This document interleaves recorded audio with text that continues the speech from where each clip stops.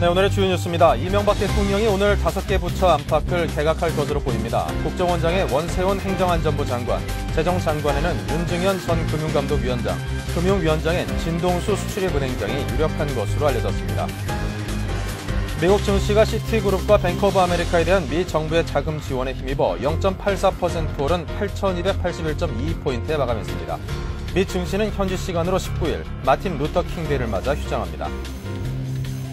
버락 오바마 미 대통령 당선인이 취임식을 3일 앞둔 17일 건국 당시 수도였던 펜실베니아주 필라델피아에서 통합 열차를 타고 워싱턴에 입성했습니다.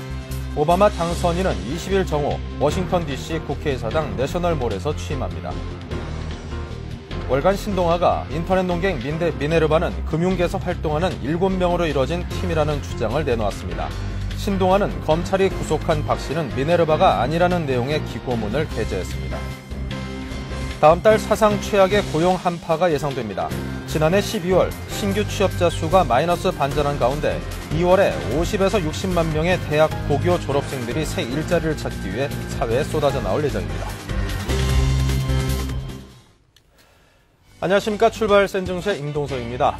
한국증권업협회에서 실시한 설문조사 결과 전국 25세 이상의 개인 투자자 가운데 47%, 그리고 기관 투자자의 73%는 올해 증시가 예년에 비해서 한 10% 이상 오를 것이라고 전망을 했다고 합니다. 한 17에서 30%까지 상당히 좋은 모습을 보일 것이라는 그런 기대 섞인 예상들도 적지 않았는데요. 개인과 기관 투자자 모두 올 증시가 밝을 것으로 전망하니만큼 그 전망에 힘입어서 증시가 좀 힘찬 상승세를 보여줬으면 좋겠습니다.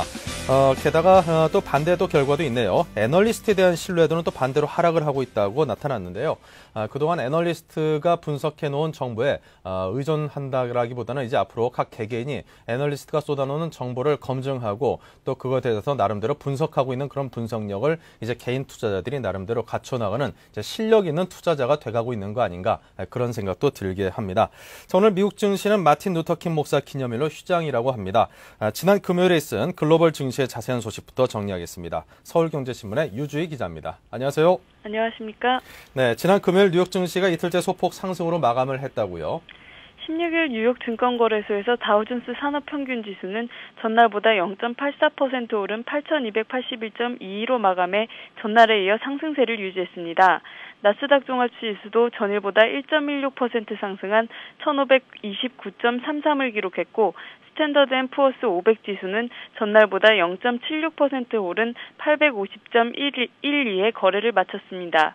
하지만 지난 주말 종가와 비교했을 때 다우지수는 지난 한 주 동안 3.7% 떨어졌고 S&P 500 지수는 4.5%, 나스닥 지수는 3.7%씩 각각 하락했습니다. 네.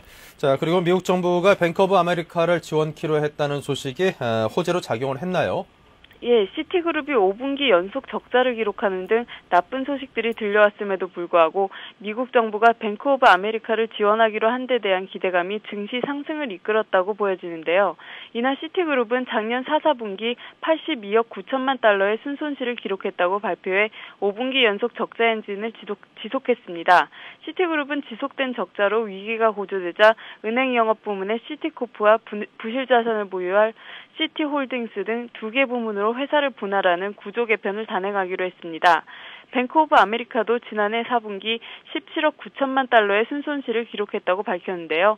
이 같은 은행들의 대규모 적자에도 불구하고 미 정부가 뱅크 오브 아메리카에 대해 200억 달러의 구제금융을 지원하고 1,180억 달러 규모의 보증을 서주는 등 지원 소식이 전해지면서 증시가 소폭이나마 상승할 수 있었습니다. 네. 자, 하지만 다른 경제 지표들은 다소 우울한 전망을 뒷받침해주고 있다고 하던데 여전히 실적들이 좋지가 않죠. 우선 물가 상승률이 낮아지면서 디플레이션 우려가 커지고 있습니다. 유가 하락 등에 힘입어 미국의 지난해 물가 상승률은 0.1%에 그친 것으로 나타났습니다만 54년 만에 가장 낮은 상승폭을 기록하면서 디플레이션이 발생할 가능성이 커지고 있다는 분석입니다. 또 미 연방준비제도 이사회에 따르면 지난해 12월 미국 산업 생산이 전월 대비 2%가 줄어든 것으로 집계돼 경제 활동이 부진하다는 사실을 드러냈습니다.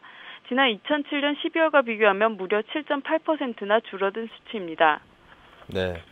자, 그렇다면 이번 주 뉴욕 증시의 전망이 어떨까요? 좀 좋을 수 있을까요? 이번 주 뉴욕 증시는 19일에 마틴 루터 킹 목사 탄생 기념일로 시장하고 20일부터 문을 여는데요. 이번 주 가장 주목할 이벤트는 역시 버락 오바마 대통령 당선인의 백악관 입성입니다. 현지 시간으로 20일 오바마 당선인이 대통령으로 정식 취임하는 만큼 이에 대한 기대감이 뉴욕 증시 상승을 어느 정도 이끌 것으로 보입니다. 하지만 속속 발표되는 기업 실적에 대한 어닝 쇼크 탓에 증시 상승폭이 얼마나 끌어내려질지는 미지수입니다. 톰슨 파이낸셜은 S&P 500 기업들의 지난해 4, 4분기 실적이 전년 대비 20% 감소했을 것으로 전망하고 있습니다. 지난주에도 알루미늄 제조업체 알코아를 포함해 JP 모건 등이 예상보다 못한 실적을 내놨는데요. 이번 주에는 IBM, 마이크로소프트, 제너럴 일렉트릭, 구글, 애플 등 굵직한 기업들이 실적을 발표할 예정입니다. 일부 전문가들은 이들 기업의 실적 악화가 이미 증시에 반영됐다는 의견을 내놓고 있는 반면 또 다른 전문가들은 증시가 또 한 번 충격을 받을 수 있다고 전망하고 있습니다. 네. 자, 그 밖에 또 주목해야 될 경제 지표들이 있다면 어떤 것들이 있을까요? 짚어주십시오. 이번 주에는 주택시장 관련 경제지표가 증시에 영향을 줄 것으로 보이는데요. 네. 오는 22일에 12월 주택 착공과 건축 허가 건수 등이 발표돼 금융위기와 경기 침체의 원인에 대한 주택시장이 어떤 상황인지 확인할 수 있을 것으로 보입니다.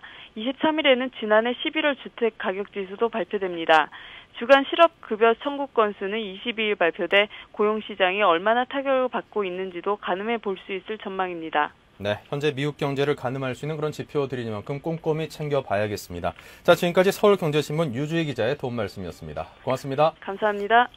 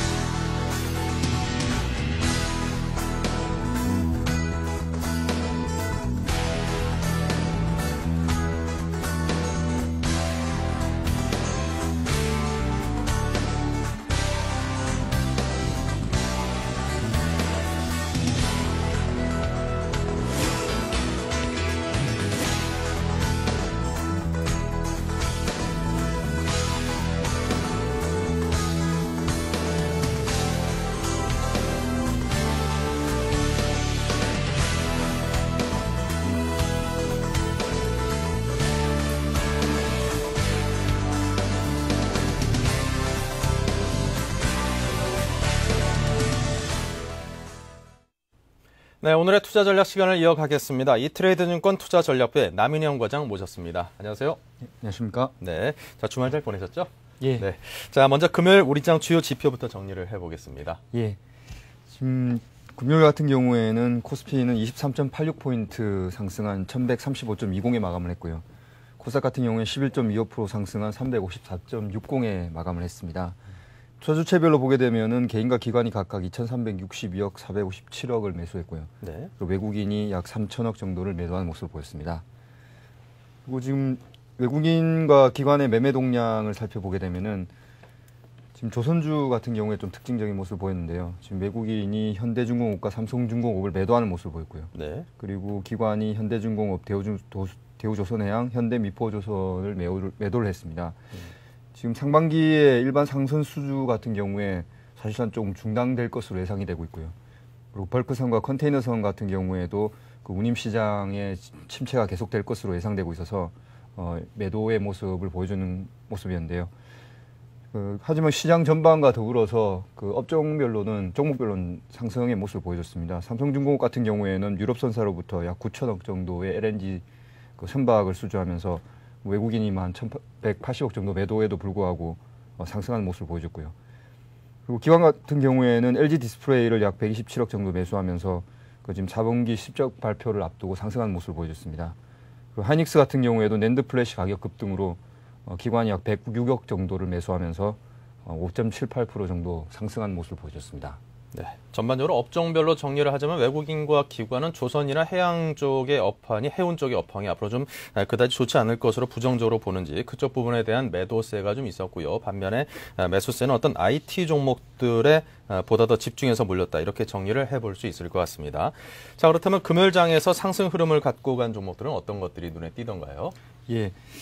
먼저 LED 관련주가 좀 눈에 띄었는데요. 지금 삼성전자가 LED의 그 산업 진출로 연내 그 반도체 공장들을 그 LED 생산 거점으로 이제 전환할 것이라는 소식이 들리면서 그 루미엔스가 상한가로 진입한 것을 더불어서 루미마이크로, LG 인노텍, 대진 DMP 등이 급등세의 모습을 보여줬습니다. 네. 그리고 비료 관련해가지고 미국에서 그 수요 증가로 국제 요소 가격이 상승했다는 소식으로 그 남해화학, 조비 등이 상한가로 들어서는 모습을 보여줬고요. KG 케미칼 등도 급등세의 모습을 보여줬습니다. 그리고 한화 컨소시엄이 그 대우조선해양의 인수 무산이 될 것이라는 그런 그 가능성이 제기되면서 한화 관련주들이 그 한화석화, 한화손해보험 등 그 급등하는 모습을 보여줬습니다. 네. 자, 그 밖에 또 금요일 장 정리를 보다 좀 상세히 부탁을 드리겠습니다. 어떤 부분들이 또 있었습니까? 예. 먼저 장 흐름을 간단히 살펴보게 되면은 미국 시장이 구제금융과 경기 부양 기대감으로 그 반등에 성공한 가운데 코스피는 외국인 매도와 프로그램 매물 출회로 일시적으로 약간 상승의 모습을 둔화시키기도 했지만은 장막판에 미국 정부의 그 BOA 지원 소식으로 함께 1130선을 회복하는 모습을 보여줬습니다. 네. 먼저 차트를 보시면서 간단하게 말씀드리면은 지금 그 61선이 있는 1100 정도 선까지 이제 하락의 모습을 보이다가 재차 상승하는 모습을 보여줬는데요. 지금 거래량은 아직 그다지 크게 나타나지 않는 모습이기 때문에 좀 적극적인 그런 반전을 보기는 힘든 부분입니다. 하지만은 그 61선에서 저가 매수세가 유입되면서 지금 코스피가 하루 만에 다시 반등에 성공했다는 것은 지금 금융권 부실 문제 해결을 위한 그런 정책 지원에 대한 기대감이 커지고 있다는 그런 얘기고요. 또 경기가 그 금융위기로부터 지금 출발했는데 그런 우려감은 어느 정도 완화되고 있다라는 그런 시장의 인식인 것 같습니다. 지금 원달러 환율 같은 경우도 약 2.43% 하락하면서 그 투자 심리 안도감을 좀 제공했고요. 그 장막판에 이제 BOA 우선주 관련해가지고 뭐 200달러 그 지원 소식이 나오기도 했는데 뭐 조금 더 자세하게 그 말씀을 드리자면은 그 200달러에 대한 그 우선주 매입과 함께 지금 1,180억 달러의 그 부실 자산에 대한 그 지원책도 다시 그 발표를 했습니다. 이거는 지금 그동안의 그 우선주나 워런트 매입과 같은 그 지분 참여 방식에서 그 부실 자산에 대해서 직접 보증하는 방식으로 이제 바뀐 건데요. 네. 지금 앞서서 시티 같은 경우에도 그 우선주 매입 외에도 이제 자금 지원과 함께 그 재무부가 약 한 3천억 달러의 그 부실 그 자산에 대한 그 보증을 약속했는데 지금 이런 것들은 사실상 그 이제 국유화 형태의 어떤 그 지원 형태로 전환되는 거 아니냐. 그렇기 때문에 실제 그 은행 리스크를 좀 숨길 수 있는 그런 위험이 있다. 그래서 그 납세자들이 결국은 그 비용에 대한 회수를 하는 그런 그 부분에 있어서 리스크가 커지고 있다는 그런 문제점도 있습니다. 결국 그 우리 그 IMF 사태 때를 그 살펴보게 되면은 그 부작용도 앞으로 좀 만만치 않을 것이다. 또 사태도 생각보다는 좀 심각하다는 점에서 주목하는 부분이고요. 그리고 그 종목별로 봤을 때 포스코, 현대건설 등이 약세 등을 보이지만은 그 LG 디스플레이나 하이닉스, 삼성 SDI 등이 강세를 보이면서 전체적으로는 종목 전체적으로 오르는 좀 그런 모습을 보여주는 그런 장이었습니다. 네. 자, 그렇다면 이제 오늘 그 한 주가 시작되는 그 첫날입니다. 월요일 장인데요. 오늘 월요일 장 어떻게 갈 것으로 예상을 하시는지 그 전망을 여쭙고 싶습니다. 예, 현재 그 61선에서 그 안착을 한 모습입니다. 그래서 1200선에 대한 공략 가능성은 어느 정도 좀 높아진 모습이고요. 하지만은 그 121선이 있는 한 1250 정도에서는 또 저항이 예상됩니다. 전체적으로는 이제 박스권이라고 말씀드릴 수가 있는데요. 네. 지금 현재 두 가지 그 부분이 좀 충돌하는 모습을 보이고 있습니다. 그 먼저 설 연휴를 앞두고 지금 오바마 취임에 대한 그 기대감이 좀 상승에 대해서는 좀 긍정적인 호재로 볼 수가 있고요. 또 반대로 실적, 즉 펀더멘털에 대해서는 좀 우려감이 있는데요. 기업들이 4분기 실적 발표가 본격적으로 좀 시작되면서 지금 실적 악화가 계속 예상되고 있습니다. 그리고 미국 같은 경우에도 그 투자은행들의 실적 악화가 부각되면서 그 2차 금융위기에 대한 우려가 또 변수로 대두되고 있고요. 지금 하지만은 그 61선에서 이제 반등을 해서 1200선을 다시 공략할 것이라는 기대감은 지금 당장은 오바마 행정부에 대한 그런 경기 정책 부양에 대한 그 기대감이 조금 더 클 것이라는 모습이 예상하기 때문이고요. 지금 그 정책의 내용을 조금 살펴보게 되면은 네. 지금 2010년까지 약 한 7,500억 달러 정도 경기 부양할 것이라고 했는데요. 이것은 GDP로 봤을 때 한 3.7% 정도 증대하고 일자리 같은 경우에는 한 368만 개 정도 창출할 수 있는 그런 효과를 기대할 수가 있습니다. 즉, 지금 경기 회복에 있어서 핵심은 소비 회복인데 그 부양 정책 같은 경우에 이제 소득 효과를 발생시켜 가지고 그 발생된 소득을 가지고 또 소비를 발생시키는. 근데 지금 현재 그 고용 지표가 핵심입니다. 왜냐하면 이 고용이 돼야지 소득 효과가 발생될 수 있기 때문입니다. 지금 미국 실업률 같은 경우에 3분기에 한 8% 정도 선에서 이제 바닥을 찍을 것이다, 즉 정점을 칠 것이다라고 지금 전망을 하고 있는데요. 지금 고용 증가가 가계부실 완화하고 소비 증가로 이어지는 그 선순환을 지금 3분기부터는 한번 기대해 볼 수 있겠다라는 차원에서 긍정적인 그런 예상을 해볼 수 있을 것 같습니다. 지금 자산 가치 같은 경우에도 지금 우리 시장 같은 경우에 지금 1,100선 정도에서 자산 가치로 굉장히 좀 저평가된 수준으로 돌입하고 있기 때문에 4분기에 그 기업 실적 악화되더라도 뭐 크게 어떤 하락하는 모습은 나오지 않겠다라는 측면에서 당분간은 그 1,100에서 한 1,250 사이로 움직일 것으로 예상하고 있고요. 지금 매매 전략을 간단하게 말씀드리면 이제 저항선에서는 그동안에 그 정책 관련해서 테마주들이 많이 움직였습니다. 그렇기 네. 때문에 많이 상승한 그런 테마주들 좀 이익 실현할 필요가 있을 것 같고요.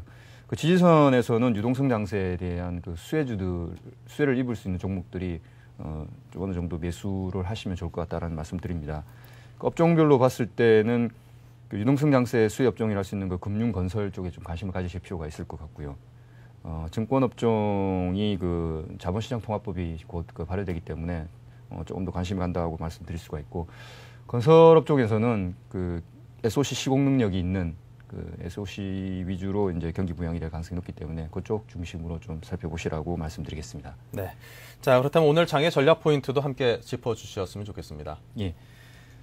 크게 보게 되면은 말씀드렸다시피 실적 악화라는 그 펀더멘탈하고 미국의 그 신정부 출범이라는 기대감이 어느 정도 그 충돌해서 그 효과를 낼지가 관심이고요. 네. 그 기술적으로 봤을 때는 그 60일 있는 1,100선과 그 120일 있는 1,250선에서 움직이는 모습 좀 기대가 된다라고 말씀드릴 수가 있고, 앞서 말씀드렸지만은 지지권에서는 뭐 유동성 그 수혜가 예상된 종목들 한번 그 매수해 보시라고 말씀드릴 수가 있고, 저항권에서는 많이 오른 그런 그 테마주들을 좀 정리하시라라고 말씀드리겠습니다. 네.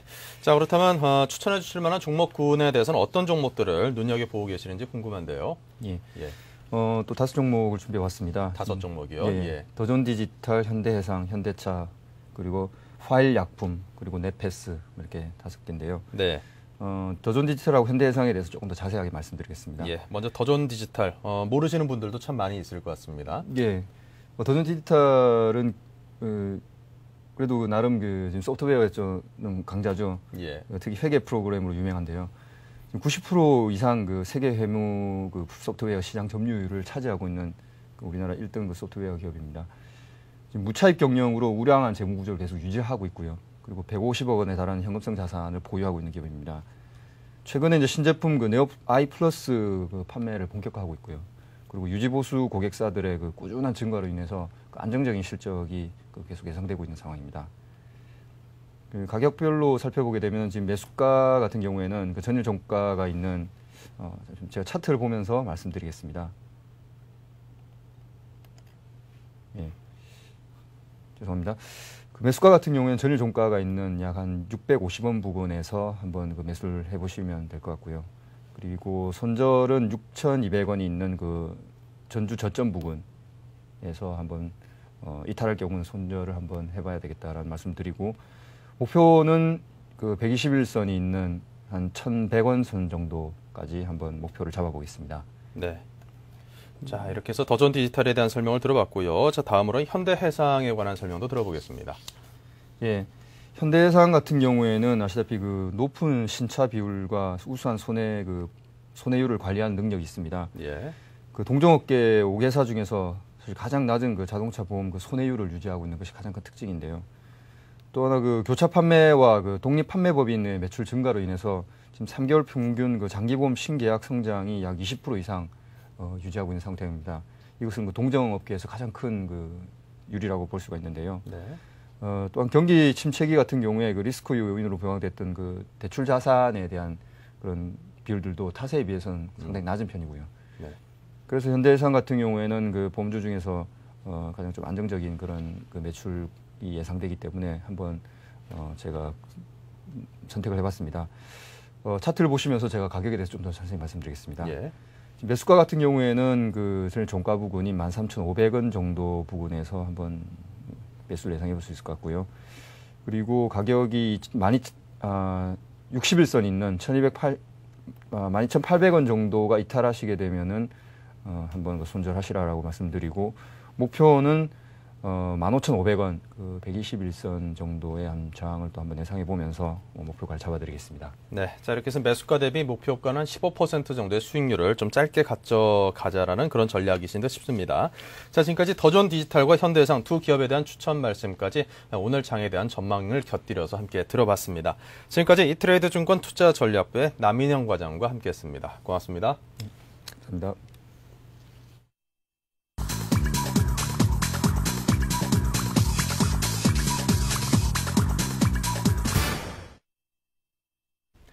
네, 오늘 월요일입니다. 한 주를 시작하는 첫 출발일인데요. 지금 현재 시각이 8시 57분 20초를 향해서 가고 있습니다. 자, 양시장의 출발 동시효과 상황을 살펴보겠습니다. 네, 먼저 코스피 쪽인데요.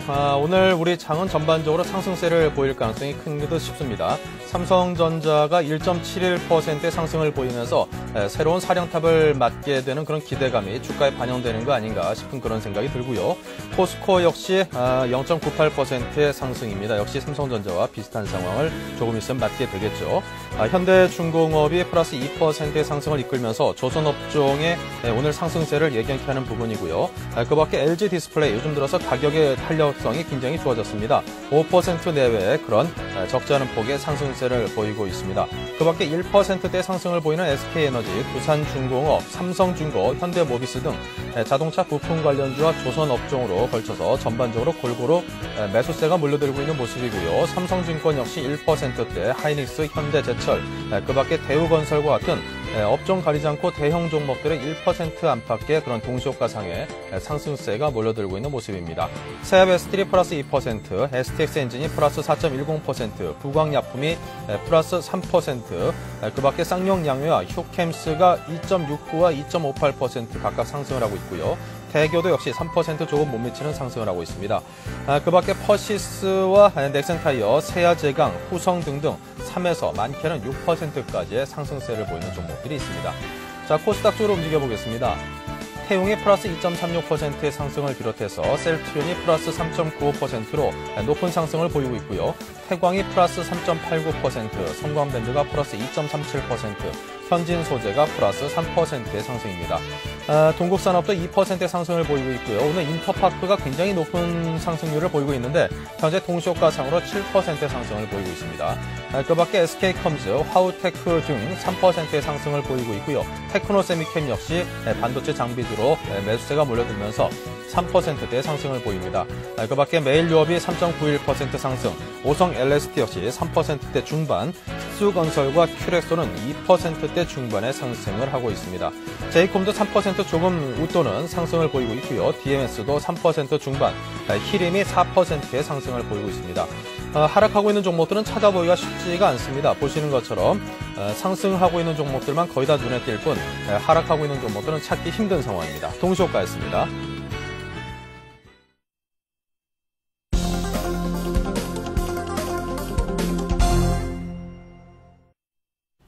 네, 이제 장이 개장이 됐습니다. 동시효과 상황에서 보셨다시피 양시장 모두 큰 폭의 상승세를 보여주고 있었는데요. 자, 동시효과 상황 마치고 개장 시초가를 중심으로 다시 한번 시장 상황을 살펴봅니다. 네, 삼성전자 플러스 1.49% 그대로 유지하고 있고요. 포스코도 역시 플러스 0.98% 그대로 상황이 같습니다. 현대중공업이 1%대 초반, 그리고 1% 조금 못 미치는 상승을 하고 있는 종목들은 KB금융, KTNG, LG전자, 현대차, 삼성화재, 신세계, LG 등등 상당히 많은 수의 대형 종목들이 1% 조금 못 미치는 강보합세를 보이고 있습니다. 그 밖에 SK텔레콤과 신한지주, KT 등등은 하락은 하고 있습니다만 그 하락폭은 상당히 제한적이고요. 자, 그 밖에 큰 폭의 상승을 하고 있는 종목들이 딱 눈에 뚜렷하게 띄는 종목들은 없습니다만 대부분의 종목들이 1%에서 1% 조금 못 미치는 그런 상승세로 출발을 하고 있습니다. 두산인프라코어와 한화 같은 경우에는 3%가 넘는 그런 비교적 높은 상승을 하고 있는 모습이 눈에 띄고요. 자, 그 밖에 우측에 있는 종목들도 대부분 보면은 1%에서 많게는 약 2%대 정도의 상승을 보입니다. 자, 코스닥 쪽으로 움직여 보겠습니다. 태용이 3.6% 상당히 높은 상승을 하고 있고요. 태광도 5% 조금 못 미치는 상승세로 출발을 하고 있습니다. 자, 그 밖에 2%대 상승을 하고 있는 종목들은 상당히 많이 눈에 띄는데요. 자, 오늘 장의 그 탄력성을 놓고 봤을 때는 코스닥이 코스피보다는 상당히 더 낫다. 이렇게 정리를 해볼 수 있겠습니다. 어쨌건 양시장이 모두 출발 상황이 상당히 좋습니다. 네, SK증권 투자전략부의 김영준 연구원을 전화 연결해서 보다 자세한 시황을 정리해 들어보겠습니다. 안녕하세요. 안녕하십니까. 네, 먼저 이 시각 출발 상황에 대해서 정리 부탁드리겠습니다. 예, 지난 주말 미 금융기관인 시티와 뱅크 오브 아메리카의 실적 발표가 있었는데요. 시티의 경우 5분기 연속 적자와 함께 뱅크 오브 아메리카의 경우 17년 만에 첫 분기 적자로 전환하는 모습을 보였습니다. 그러나 시티그룹이 시티코프와 시티홀딩스로 분할하는 방안에 자구안이 나왔고요. 뱅크 오브 아메리카의 경우도 200억 달러의 정부 지원과 그리고 1,180억 달러의 정부 보증이 발표가 되면서 일단 증시는 안정을 찾아가는 모습이었습니다. 특히 시티와 뱅크 오브 아메리카의 CDS 프리미엄이 하락세로 전환을 하면서 국내 증시에는 굉장히 좀 우호적인 분위기로 작용을 하는 것이 아닌가 이렇게 생각이 됩니다. 코스피 전체 지수는 1.2% 정도 상승한 1148.78을 기록을 하는 모습이고요. 코스닥 지수는 1.65% 상승한 360.45포인트를 기록을 하는 모습인데요. 업종 전반을 살펴보게 되면은 대형주와 중형주 그리고 중소형주 등이 고르게 상승을 하면서 기계와 그리고 전기, 전자 그리고 은행, 증권, 보험 같은 업종들이 상승을 하는 모습입니다. 네. 자, 그렇다면 오늘 장의 대응 방향도 함께 정리를 해 주십시오. 예, 일단 미 금융기관의 정부 지원에 미 증시가 좀 안정을 찾고 있는데요. 이는 금융기관의 부실을 정부가 떠안는다는 점 이상의 의미를 지닐 수는 없다는 점에서 분명 한계가 있는 모습입니다. 그러나 당장 중요한 것은 지난해 10월 리먼 사태처럼 2차 금융위기가 도래할 수 있다는 우려는 완화되고 있다고 생각이 되는데요. 따라서 과도한 우려보다는 경기 회복에 초점을 맞춰서 접근할 때가 아닌가 이렇게 생각이 됩니다. 금일 미 증시는 마틴 루터킹 기념일로 휴장을 하고요. 20일에는 오바마 신정부가 들어서면서 기대감이 유입될 수 있다는 점에 관심을 가져야 될 것 같습니다. 네, 자, 눈여겨볼 만한 종목과 업종에 관한 말씀도 함께 해주시기 바랍니다. 예, 많이 빠진 업종이 여전히 매력적인 시장이 지속이 되고 있다라고 이렇게 생각이 되는데요. 특히 2차 금융위기 우려가 완화되고 있다는 점에 초점을 일단은 맞춰야 될 거라고 생각을 합니다. 특히 시장에 대한 관점을 좀 더 확대를 해보게 되면 신정부 출범의 호재를 감안해 볼 수 있다라고 생각이 되는데요. 따라서 신재생에너지 등 녹색 성장 관련 업종 등 일종의 경기 부양 관련주에 관심을 가져보는 것도 하나의 대안이 되지 않나 이렇게 생각이 됩니다. 네, 자, 지금까지 이 시각 출발 상황을 보다 상세히 정리해 들어봤습니다. SK증권의 김영준 연구원이었습니다. 고맙습니다. 감사합니다.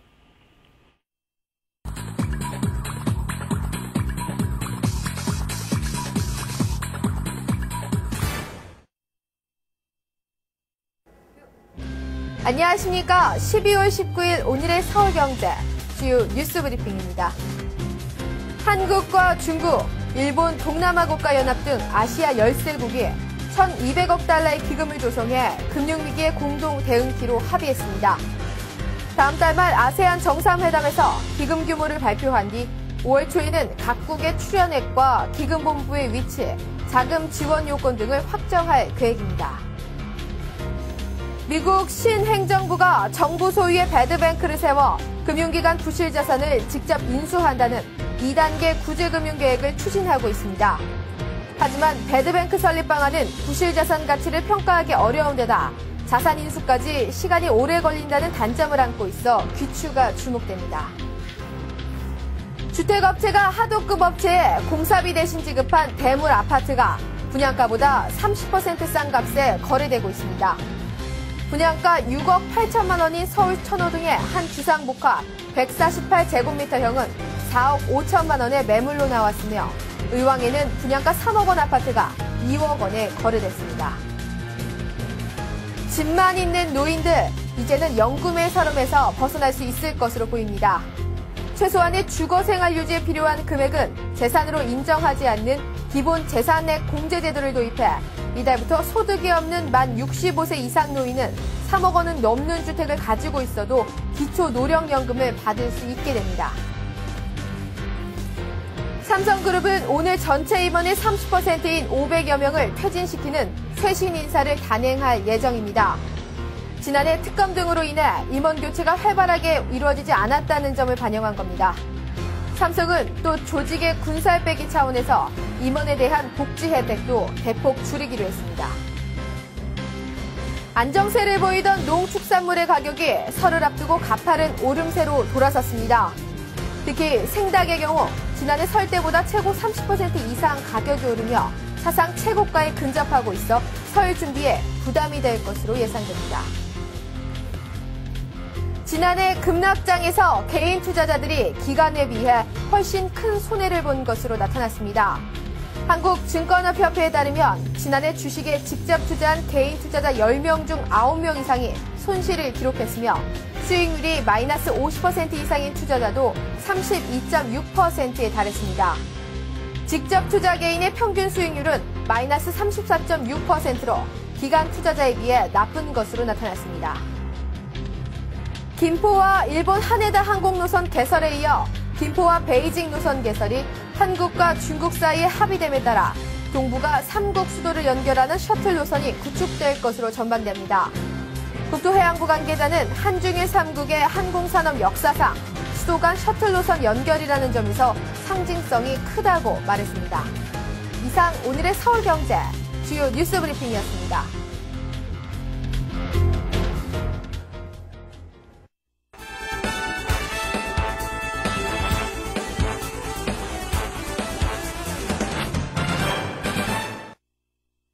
네, 뉴스 따라잡기 시간입니다. 서울경제신문 이병관 기자 모시고 이야기 나누겠습니다. 안녕하십니까? 네, 안녕하세요. 예.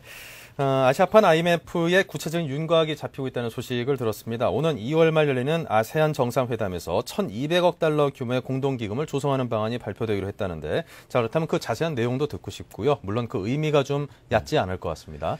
네, 그렇습니다. 제가 배경 설명부터 먼저 드리면, 네. 이 사실 아시아판 IMF, 그러니까 우리가 Asian Monetary Fund, 그러니까 줄여서 AMF라는 것이 이제 설립이 되기로 이제 확정이 됐는데요. 사실 이 배경은 사실 97년 외환위기, 아시아 외환위기 시절로 돌아갑니다. 네. 당시 이제 태국에서 시작된 아시아 외환위기가 터지면서 연쇄적으로 인도네시아를 거쳐서 북상하면서 결국 우리나라도 이제 국가가 이제 외환위기로 부도가 났는데요.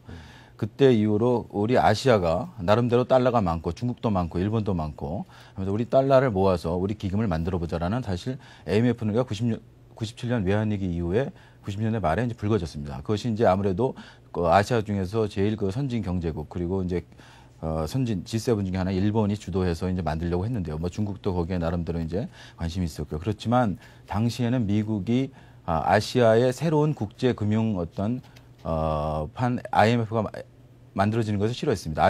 미국이 주장하는 신자유주의 질서, 예산 긴축이라든지 고금리 처방을 통한 어떤 구조조정에 대한 지렛대가 약해질 수 있기 때문에 아시아 쪽에서 IMF의 어떤 소규모 IMF가 만들어지는 걸 반대했습니다.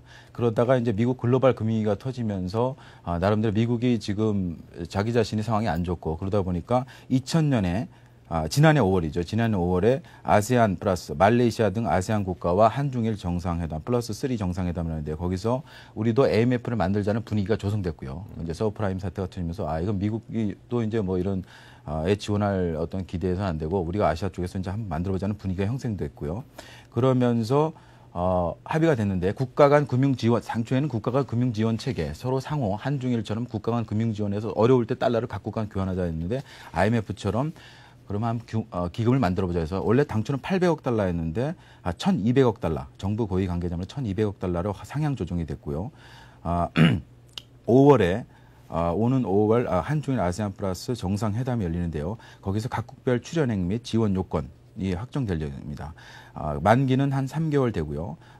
금리는 리버, 영국 런던 은행 간 금리의 1.5에서 3%의 가상금리를 붙인 금리로 제공해 있는 것으로 아마 가닥을 잡아가고 있는 상황입니다. 네. 자, 그 밖에 또 시장에 관심을 끌고 있는 하나의 또 이슈가 있죠. 석 달여간 끌어왔던 한화의 대우조선해양 인수 협상이 드디어 이번 주 결론이 날 듯 보입니다. 불발로 끝날지 아니면 결국 극적으로 좀 반전이 돼서 뭐 인수 쪽으로 가닥을 잡을지 아직까지는 뚜렷한 방향을 그 결론 내리고 싶지 않은 것 같은데요. 자, 그렇다면 이제 한번 예상을 해볼 수가 있겠죠. 그렇다면 여기서 문제는 과연 무엇이고 또 그 귀결은 어떤 방향으로 흘러갈 것인지 시장에서 예측을 하는지 궁금한데요. 사실 결론부터 내리자면 지금 현재 상태로 양측이 이제 어떤 특히 이제 산업은행 쪽에서 하나가 마지막으로 제시한 안은 뭐냐면은 6조 5 지금 지난해 10월에 한화 측에서 인수에 성공하면서 인수계약 때 제시한 금액이 6조 한 3천억 원 안팎으로 알려지고 있는데요. 네.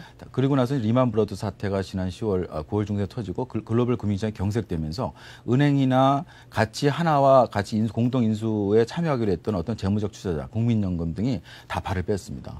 그러니까 하나 자체적으로 자금 조달이 이제 힘들게 됐고요.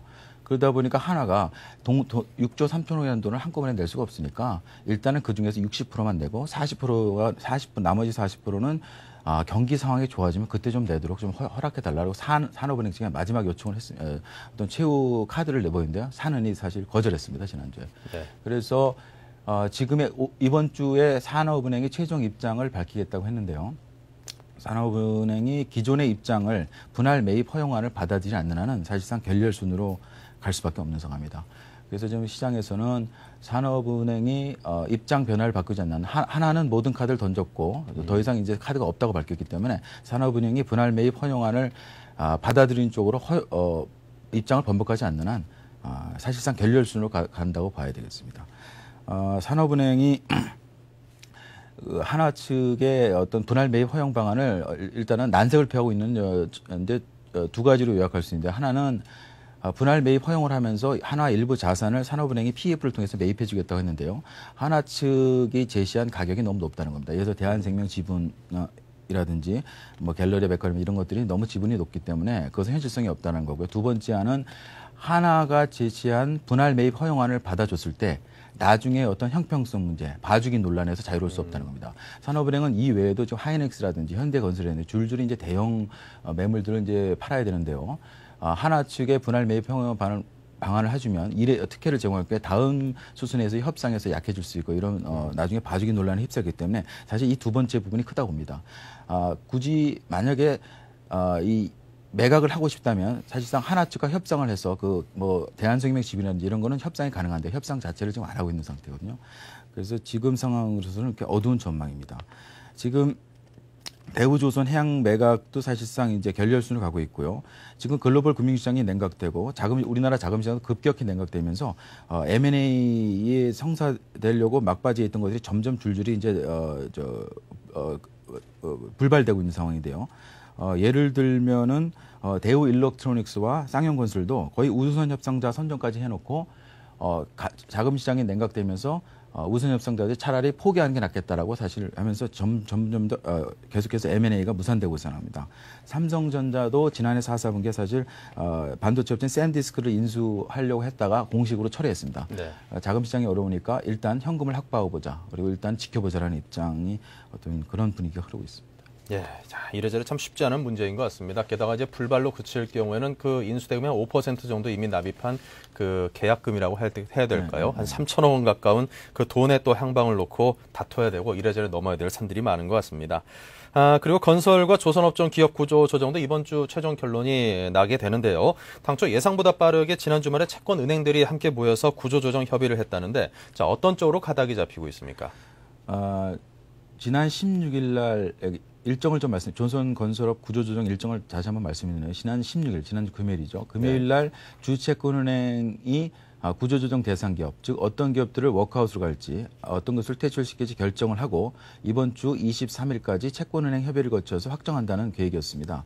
그런데 16일 날 뚜껑을 열어보니까 건설업종의 경우는 퇴출되는 업체가 하나도 없고 워크아웃 업체도 당초 시장 기대 수준과 달리 13개 정도로 그친 것으로 드러나자 금융당국이 이 정도는 안 된다라고 사실 채권은행에다가 다시 구조조정 대상업체를 짜라고 사실상의 주문을 내렸습니다. 네. 그래서 부랴부랴 채권은행들이 주채권은행들이 이제 다시 재평가 작업에 돌입했는데고요.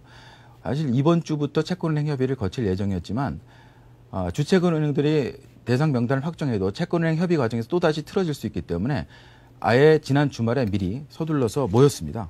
그래서 이제 우리은행 본점에서 채권은행들이 모여서 서로의 기준을 서로 맞춰가면서 퇴출이나 이제 워크아웃 업체를 이제 선정하는 작업을 어제부터 시작을 했습니다. 그래서 여기서 주목할 거군요. 이 구조조정 대상 기업을 선정하는 잣대를 만들 때 올 초에 TF 신용위험평가 TF를 만들 때 참여했던 그 평가 회사가 있는데 그 한신정 평가가 있습니다. 한신정 평가가 지난 주말에 내놓은 자료가 있는데요. 그 정부가 주도해서 만든 신용위험평가 TF 기준에 맞춰보면 건설업체들이 12개가 워크아웃되고 3개가 퇴출된다고 밝혔습니다. 사실 한신정 평가가 이 같은 자료를 내는 것은 금융당국의 교감하에서 내놨다고 볼 수가 있습니다.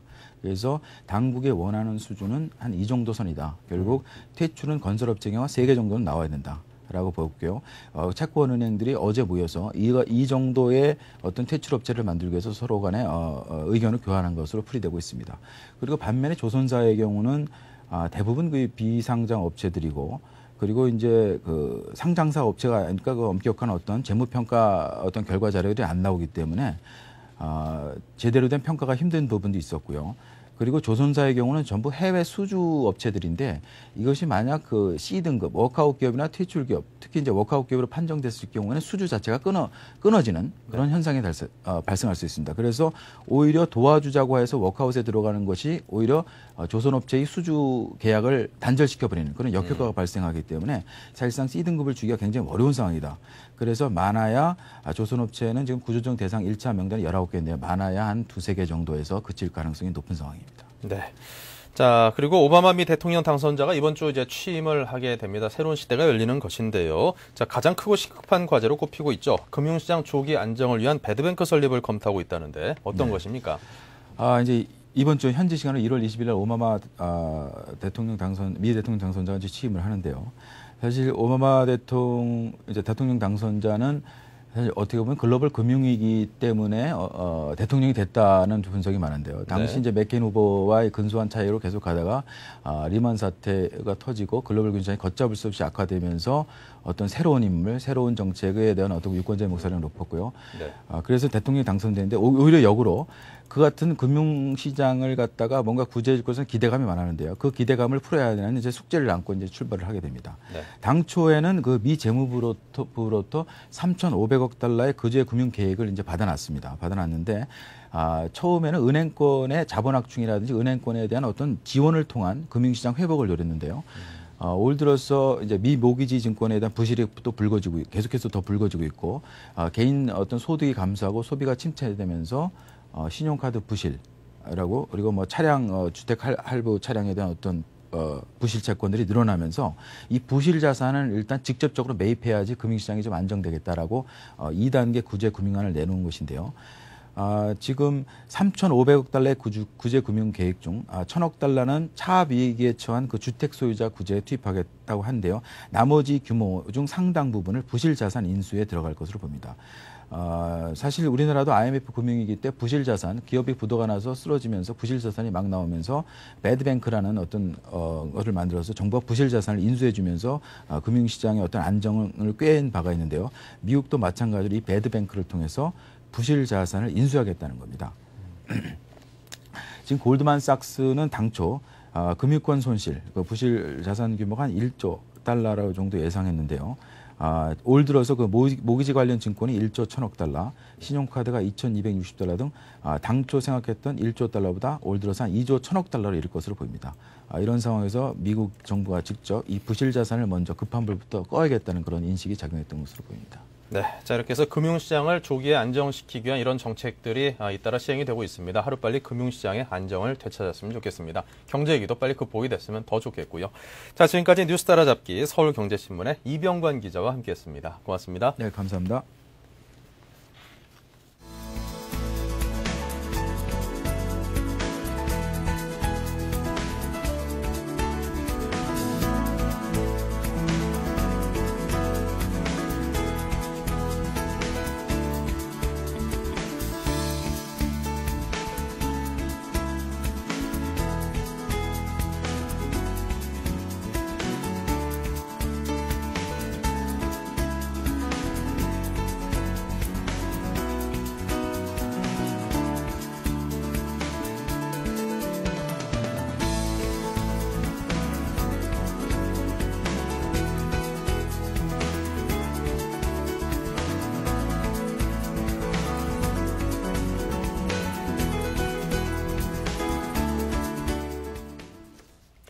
네, 오늘 한 주가 시작하는 첫날인데요. 월요일 장 출발 상황이 상당히 좋습니다. 양시장 정리를 해드리면서 인사를 드리겠습니다. 코스피는 현재 1% 조금 못 미치는 0.85%가 상승을 하고 있습니다. 1144.89의 거래가 되고 있고요. 코스닥은 그보다 훨씬 더 많이 올랐습니다. 1.73%가 상승한 360.67포인트의 거래가 되고 있습니다.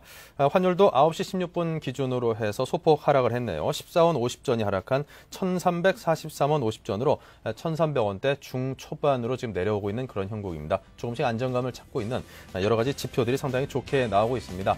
자, 오늘 월요일장 출발 상황 좋은 것이니만큼 이번 한 주 내내 이런 좋은 흐름 이어갔으면 좋겠습니다. 자, 시청해 주셔서 고맙습니다.